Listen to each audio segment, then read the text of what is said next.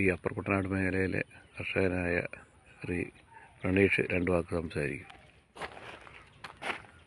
അരിയാഹാരം കഴിക്കുന്ന ഏതൊരു മനുഷ്യനും ഈ വീഡിയോ കാണാതെ പോകരുത്. കാരണം 6 മാസം ഈ കൊടും വെയിലിലും മഴയിലും മഞ്ഞിലും ചെളിയിലും ചോര നീരാക്കി ഈ രാജ്യത്തെ ജനങ്ങളെ തീറ്റിപ്പോറ്റാൻ വേണ്ടി കഷ്ടപ്പെട്ട ഒരു കർഷകരുടെ അവസ്ഥയാണ് ഈ കാണുന്നത്. 20 ദിവസം പിന്നിട്ടിരിക്കുകയാണ് ഈ നെല്ല് ഇവിടെ പാടത്ത് നിന്ന് കൊയ്ത് മഴയായപ്പോൾ ചാക്കിനകത്ത് വാരി തുന്നിക്കെട്ടി, തൊഴിലാളികളെ കൊണ്ട് തുന്നിക്കെട്ടി ഈ ബണ്ടിലെടുത്ത് ഈ റോഡിൻ്റെ അങ്ങേയറ്റം വരെ വെച്ചിരിക്കുക. പാടത്തിൻ്റെ സൈഡുകളിൽ വേറെ നെല്ല് ഇതുപോലെ തന്നെ കിടക്കുക. പകുതി ഭക്ഷിച്ചിട്ട് ബാക്കി വന്ന നെല്ലാണ് ഈ കിടക്കുന്നത്. പകുതി സംഭരിച്ചു, പകുതി ഇവിടെ കിടക്കുക.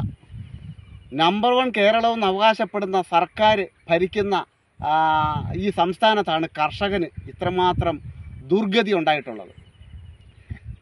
ഈ സംവിധാനം അസ്തമിക്കാൻ പോവുക. കൃഷിയെന്ന് പറയുന്നത് ഈ കേരളത്തിൽ നിന്ന് അപ്പർ കുട്ടനാട്ടിലെ കേരളത്തിലെ നെൽകൃഷി അസ്തമിക്കാൻ പോകുന്നതിൻ്റെ സൂചനയാണ്.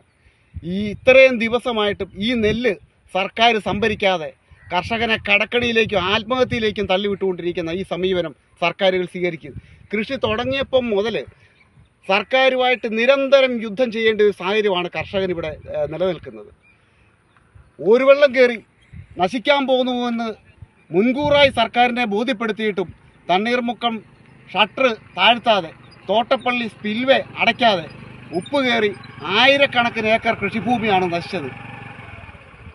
9 ദിവസം നെൽകർഷക സംരക്ഷണ സമിതി ആലപ്പുഴ കളക്ട്രേറ്റിൻ്റെ ഫ്രണ്ടിൽ നിരാഹാരം കിടന്നിട്ട് പോലും അതിന് ശാശ്വതമായ പരിഹാരം ഈ ഗവൺമെൻറ് കൈക്കൊണ്ടില്ല.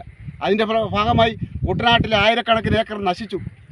നെല്ല് സംഭരിക്കാൻ വേണ്ടി നിരന്തരം സമരം ചെയ്തിട്ടാണ് സർക്കാർ ഈ നെല്ല് സംഭരിച്ചുകൊണ്ട് പോകുന്നത്. പക്ഷേ ഇവിടെ ഈ ആലപ്പുഴ ജില്ലയിലെ മാന്നാറിലെ കൃഷിഭവൻ്റെ പരിധിയിൽ വരുന്ന 4 തോട് പാടശേഖരം തൊട്ടപ്പുറത്തുണ്ട്. അവിടെ ഇതുവരെയായിട്ട് നെല്ല് സംഭരിച്ചിട്ടില്ല. കർഷകൻ എന്ത് ചെയ്യണം?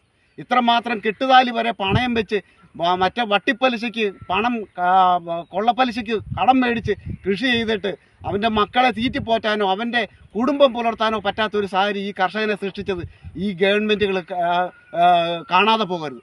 അതുകൊണ്ട് ഇനിയുള്ള കാലം കർഷകൻ സംഘടിച്ചില്ലെങ്കിൽ കർഷകൻ്റെ നിലനിൽപ്പിന് വേണ്ടി ഈ സംസ്ഥാനത്തെ ഈ രാജ്യത്തെ ജനങ്ങളെ തീറ്റിപ്പോറ്റുന്ന ജനങ്ങൾക്ക് വേണ്ടി ഈ കർഷകനോടൊപ്പം ഇവിടുത്തെ പൊതുസമൂഹം നിലകൊണ്ടില്ലെങ്കിൽ ഈ കാണുന്ന പാടശേഖരങ്ങൾ തരിച്ചു കിടക്കാൻ ഇനി അധികം കാലം വേണ്ട. അടുത്ത കൃഷി ഇവിടെ ഉപേക്ഷിക്കാൻ തയ്യാറായി നിൽക്കുകയാണ് ഇവിടുത്തെ ബഹുഭൂരിപക്ഷം വരുന്ന കർഷകനും. കാര്യം അത്രമാത്രം കൃഷി ചെയ്തിട്ട് അവരൊരു ഉപജീവനമായി കൊണ്ടുപോകാൻ പറ്റാത്തൊരു സാഹചര്യമാണ് ഈ നെൽകൃഷി എന്ന് പറയുന്നത്. അതുകൊണ്ട് അടിയന്തരമായി കർഷകർ സംഘടിക്കുക. കർഷകർ സംഘടിച്ചില്ല എങ്കിൽ ഈ ആയിരക്കണക്കിന് തലമുറകളായി സംരക്ഷിച്ചു വന്ന ഈ സംവിധാനം അന്യം നിന്ന് പോകുന്നതാണ്. അതുകൊണ്ട് ബഹുമാനപ്പെട്ട ഈ നാട്ടിലെ നല്ലവരായ ജനങ്ങൾ ഇതിനോടൊപ്പം അണിചേരണമെന്നും ഈ അനീതിക്കെതിരെ പ്രതികരിക്കണമെന്നും മാത്രം അഭ്യർത്ഥിച്ചുകൊണ്ട് ഞാൻ നിർത്തുന്നു.